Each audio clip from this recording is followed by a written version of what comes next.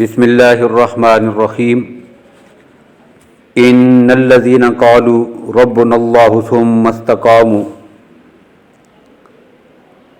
اپنے زمانے کے ایک بہت بڑے ولی، ایک بزرگ راستے سے جا رہے تھے، دوپہر کا وقت تھا، انہیں نیند آ گئی۔ وہ قیلولہ کی نیت سے ایک درخت کے نیچے سو گئے۔ کچھ دیر لیٹنے کے بعد جب ان کی آنکھ کھلی تو انہیں ایک آواز سنائی دی۔ انہوں نے غور کیا تو پتہ چلا کہ اس درخت میں سے آواز آ رہی تھی جس کے نیچے وہ لیٹے ہوئے تھے۔ جب اللہ تعالیٰ چاہتے ہیں تو ایسے واقعات رونما فرما دیتے ہیں۔ درخت ان سے کہہ رہا تھا اکم مثلی، کہ تم میرے جیسے ہو جاؤ۔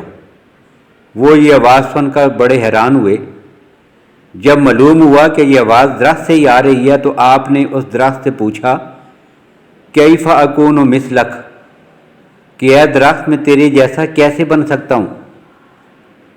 اب اس نے بڑا عجیب اور قیمتی جواب دیا۔ اس نے کہا ان الذین یرموننی بالاحجار فارمیہم بالاسمار، کہ جو لوگ مجھ پر پتھر پھینکتے ہیں میں ان کی طرف پھل پھینکتا ہوں، اسی لیے تو بھی میرے جیسا بن جا۔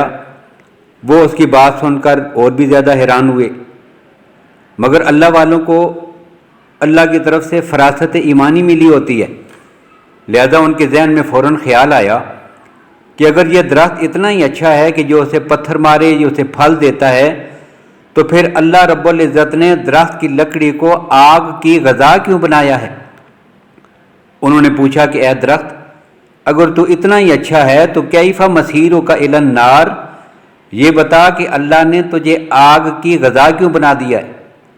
اس پر درخت نے جواب دیا اے اللہ کے بندے، میرے اندر خوبی بھی بہت بڑی ہے، مگر اس کے ساتھ ہی ایک خامی بھی بڑی ہے۔ اس خامی نے میری اتنی بڑی خوبی پر پانی پھیر دیا ہے۔ اللہ تعالیٰ کو میری خامی اتنی ناپسند ہے کہ اللہ تعالیٰ نے مجھے آگ کی غذا بنا دیا ہے۔